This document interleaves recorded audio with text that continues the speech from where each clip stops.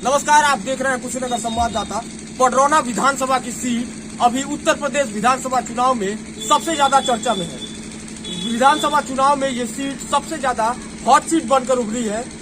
यहाँ से जो विधायक थे स्वामी प्रसाद मौर्य, वो इस्तीफा देकर समाजवादी पार्टी में जा चुके हैं और अभी कुछ दिन पहले ही कांग्रेस पार्टी के कद्दावर नेता आरपीएन सिंह कांग्रेस पार्टी को छोड़ भाजपा में शामिल हो गए हैं। तो पडरौना विधानसभा में जो सियासी उथल पुथल है वो काफी ज्यादा जोरों पर है। आज हमारे साथ कांग्रेस पार्टी के कार्यकर्ता और फिलहाल कांग्रेस पार्टी से टिकट के दावेदार जहरुद्दीन अंसारी हमारे साथ जुड़े हुए हैं। तो आइए हम उनसे जानने की कोशिश करते हैं कि यहाँ पडरौना विधानसभा में वो कांग्रेस पार्टी को लेकर क्या सोचते हैं। बहुत स्वागत है। धन्यवाद, थैंक यू। तो आप बताइए हमें कि अब से 15 दिन पहले इस विधानसभा में कांग्रेस पार्टी के कार्यकर्ताओं के उत्साह और अभी के फिलहाल के समय में आरपीएन सिंह के जाने के बाद कांग्रेस पार्टी के कार्यकर्ताओं के उत्साह में कैसा अंतर आपको नजर आ रहा है? देखिए, पार्टी के कार्यकर्ताओं में जिस तरह पहले उत्साह था उसी तरह आज भी उत्साह बरकरार है। और हाँ, आरपीएन सिंह के जाने का थोड़ा सा दुख जरूर है, लेकिन ऐसा नहीं है कि इससे पार्टी की विचारधारा या पार्टी के कार्यकर्ताओं पे कोई खास बहुत असर पड़ रहा है। जो उनके अपने लोग थे, उनके साथ थे, वो लोग पार्टी छोड़कर जरूर गए हैं, लेकिन बहुत सारे ऐसे लोग हैं जिनको कहीं ना कहीं ऐसा लगता था कि कांग्रेस में अगर हम राजनीति करते हैं तो हमको उभरने का मौका नहीं मिल सकता था। आज उन लोगों का विश्वास कांग्रेस में बढ़ा है और बड़े स्तर पर लोग कांग्रेस पार्टी से जुड़ भी रहे हैं। तो इसको देखने के दो तरीके हैं। एक तो आरपीएन सिंह के जाने के बाद कुछ लोग ग्लास आधा देख रहे हैं, कुछ जो तमाम आपके जैसे कार्यकर्ता हैं, जो युवा कार्यकर्ता हैं, उन्हें वो ग्लास आधा भरा हुआ नजर आ रहा है और एक अपॉर्चुनिटी भी नजर आ रही है कि उन्हें भी आगे पार्टी में आगे बढ़ने का मौका मिलेगा। बिल्कुल बिल्कुल, सकारात्मक पहलू को ही हम देख रहे हैं। गिलास का आधा भरा होना ये सकारात्मक पहलू है, तो नकारात्मकता हम अपने दिमाग में लाएंगे नहीं। और ये हम मानते हैं कि आधा गिलास खाली जरूर हुआ है, लेकिन आधा अभी भी भरा है और उसे मेहनत और संघर्ष के बदौलत पूरा भरा जा सकता है। तो एक तरीके से पडरौना विधानसभा की जो सियासी लड़ाई है वो एक तरीके से सीधा भाजपा और समाजवादी पार्टी के बीच में लड़ती हुई दिखी जा रही है। तो ऐसे में आप कांग्रेस पार्टी की क्या स्थिति देख रहे हैं? ये तो अब आने वाले समय में ही पता चलेगा, लेकिन वर्तमान समय में जो आप कह रहे हैं कि भाजपा और सपा की लड़ाई, तो आपको मैं बता दूं कि सपा से भी उड़न खटोला चलाए हुए प्रत्याशी है और भाजपा में भी आदरणीय राजा साहब पहुंचे हैं। तो जो भाजपा में लोग भविष्य तलाश रहे थे राजनीति में, वो कहीं ना कहीं उनको लग रहा है कि हमारे ऊपर जैमर आकर बैठ गया है, जो हमारा नेटवर्क पूरे तरीके से गायब कर रहा है। तो उनके असंतोष उधर भी बढ़ा है और उधर भी असंतोष बढ़ा है। सारे लोगों का विश्वास और मात्र एक विकल्प कांग्रेस बनने जा रही है। इन तीनों पार्टियों में सिर्फ कांग्रेस ही एक विकल्प बनकर उभरेगी और आने वाले 10 मार्च को आपको कांग्रेस पडरौना विधानसभा की सीट जीत कर दिखाएगी। तो ऐसा कहा जा रहा है कि आपको कांग्रेस पार्टी से उम्मीदवार बनाया जा सकता है। तो अगर कांग्रेस पार्टी आपको यहाँ से टिकट देती है तो ऐसे कौन से पडरौना विधानसभा के कार्य हैं जिनको लेकर आप जनता के बीच में जाएंगे? देखिए, सबसे पहली बात तो ये है कि हम 3 लोगों ने आवेदन किया था, जिसमें मनीष जायसवाल जी थे, ऋषिकेश मिश्रा जी थे और मोहम्मद जहरुद्दीन मेरा ही नाम है, मैंने भी आवेदन किया था। जिससे मनीष जायसवाल जी तो आरपीएन सिंह जी के साथ ही चले गए, इस्तीफा उन्होंने दे दिया है। अब चूंकि उनके इस्तीफा देने के बाद पार्टी विचार कर रही है, पार्टी मुझे भी मौका दे सकती है और बड़े भाई को भी मौका दे सकती है। पार्टी का जो भी निर्णय होगा हम सभी लोग उसको स्वीकार करेंगे। दूसरी चीज़ यह है कि अगर पार्टी मुझे मौका देती है तो जो कार्य हम लोगों ने पिछले 12 साल से इस जिले में एक जनसेवक के रूप में काम किया है, तो सेवा की भावना हमारे अंदर है और राजनीति को भी हम सेवा का माध्यम समझते हैं। तो जो भी मौका मिलेगा उस मौका को पाने के बाद हम पूरे तरीके से यहाँ की जनता के लिए समर्पित रहेंगे। जो मुद्दे की बात है, तो यहाँ कुछ बड़े मुद्दे हैं, जैसे सड़क का मामला सबसे गंभीर है। सड़कों का आप देखेंगे तो सड़कें जरूर बनी हुई हैं, लेकिन सड़कों पे बड़े बड़े गड्ढे नजर आ रहे हैं। योगी जी का गड्ढा मुक्त अभियान जो था वो पूरे तरीके से फ्लॉप है, खासतौर पर पडरौना में। आदरणीय मौर्य जी भाजपा में थे, लेकिन सड़कों का निर्माण नहीं करा पाए वो। सड़कों के बाद यहाँ दूसरी सबसे बड़ी जो समस्या है वो सिंचाई की है। सही वक्त पर, जब से भारतीय जनता पार्टी की सरकार आई है, तो सही वक्त पर ना आपको नहरों में पानी नजर आएगा।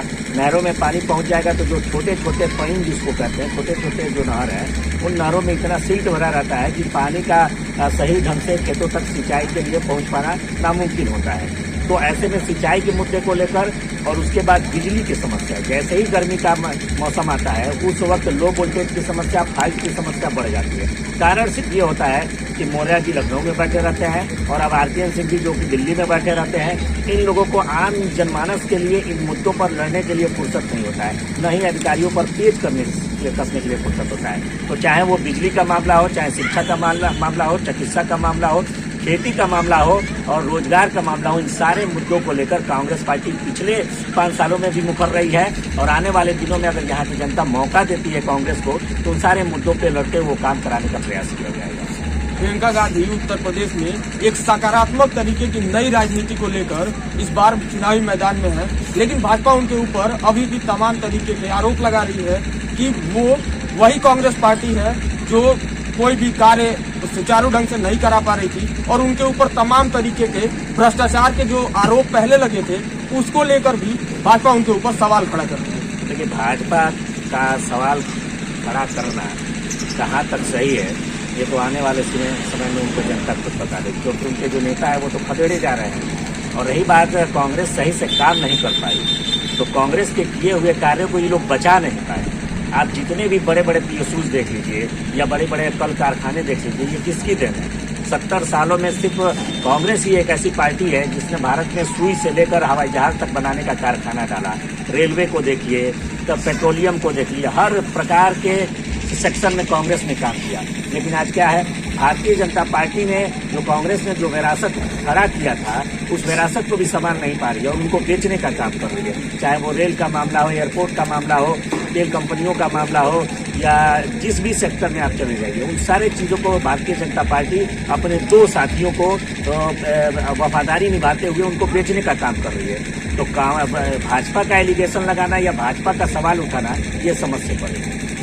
आप एक युवा नेता हैं और युवाओं की बात अगर की जाए तो अभी आप कुछ दिन पहले भी देखे होंगे कि युवा बिल्कुल सड़क पे थे और उनके ऊपर भी तमाम तरीके की बातें युवाओं को लेकर भी उठाई जा रही थी। तो आप युवाओं को लेकर आपकी क्या सोच है और उनके लिए आप कौन से कार्य आगे करने के बारे में सोचते हैं? देखिए, सबसे बड़ी बात जो है, जो वर्तमान परिवेश में राजनीति है, ये राजनीति वाकई में बहुत गंदी है। सबसे जो सन 1999 का आप आंकड़ा उठाकर देखेंगे तो राजनीति के अंदर उद्योगपति, बिजनेसमैन, ऐसे लोगों की संख्या मात्र 7% था। लेकिन जैसे आज का आंकड़ा उठा के देखेंगे आप तो 67% के करीब में इनकी भागीदारी राजनीति के अंदर हो गई। छात्र संघ को देख लीजिए तो पूरे उत्तर प्रदेश में भाजपा की सरकार आने के बाद कहीं भी छात्र संघ के चुनाव नहीं कराए गए। केंद्रीय यूनिवर्सिटियों को छोड़ दिया जाए तो छात्र संघ के चुनाव नहीं कराए जा रहे हैं। वहाँ से एक गरीब बेटा नेता बनकर उभरता है, उसको ये मौका मिल नहीं पा रहा है। और ये नेता अपने ही बच्चों को, या तो आप विधायक के बेटा हैं, या तो आप किसी मंत्री के बेटा है, या तो आप किसी बड़े कारपोरेटर के बेटा है, तभी जाके आपको राजनीति में मौका मिल रहा है। तो ये जो राजनीति है ये युवाओं को पीछे धकेलने का काम कर रही है। और जब युवा राजनीति में आएगा नहीं, जब युवा पढ़ा लिखा नौजवान मंत्री बनेगा नहीं, जब पढ़ा लिखा नौजवान देश या प्रदेश का कमान संभालेगा नहीं, तो यही होगा कि आप रेलवे वाला जो सारा आंदोलन हुआ, आपने देखा कि नौजवानों को किस तरह बुरी तरीके से पीटा गया। उसमें नौजवानों को क्या देता है? आप हाई स्कूल वालों को और ग्रेजुएट वालों को एक ही परीक्षा कराएंगे तो उस वक्त आक्रोश तो उत्पन्न होगा ही। उसका कारण यह है कि ये नौजवानों को, ये जो पार्टियां बड़ी बड़ी हैं, उन नौजवानों को पीछे धकेल रही है। और युवाओं के लिए वर्तमान समय में आपको एक आंकड़ा मैं दिखा सकता हूँ कि आज जो उत्तर प्रदेश में टिकट मिल रहा है, उस टिकट में 37%, लगभग 40% सबसे ज्यादा भागीदारी अगर किसी को, युवाओं को किसी ने दिया है तो वो कांग्रेस पार्टी ने दिया है। और ये भी हो सकता है कि आपको पटौना विधानसभा से कोई युवा नेतृत्व भी मिल सकता है। तो नौजवानों से मैं निवेदन करूंगा कि आप किसी पार्टी के कार्यकर्ता बनने से पहले आप नौजवान हैं, अपनी ताकत और अपनी हिम्मत को पहचानिए। स्वामी विवेकानंद के उस कथन को पहचानिए कि आपके अंदर देवी आत्मा है और आप उठिए और अपने लक्ष्य के लिए लड़िए। राजनीतिक गुलाम किसी नेता या पार्टी का बनकर हम अपने राजनीतिक हक और अधिकार को नहीं पा सकते। बिल्कुल, तो ये हमारे साथ कांग्रेस पार्टी के कार्यकर्ता और अभी फिलहाल में पटौना विधानसभा से टिकट के उम्मीदवार जहरुद्दीन अंसारी हमारे साथ जुड़े हुए थे। उनकी बातों को हम आप तक पहुंचाने की कोशिश किए। ऐसे ही पटौना विधानसभा और भी आसपास की तमाम विधानसभा के जो भी प्रत्याशी हैं, हम उनकी बातों को भी आप तक पहुंचाने की कोशिश करेंगे और उनके विजन को भी जानने की कोशिश करेंगे। तो ज्यादा से ज्यादा हो सके तो चैनल को फॉलो कर लीजिए। जय हिंद।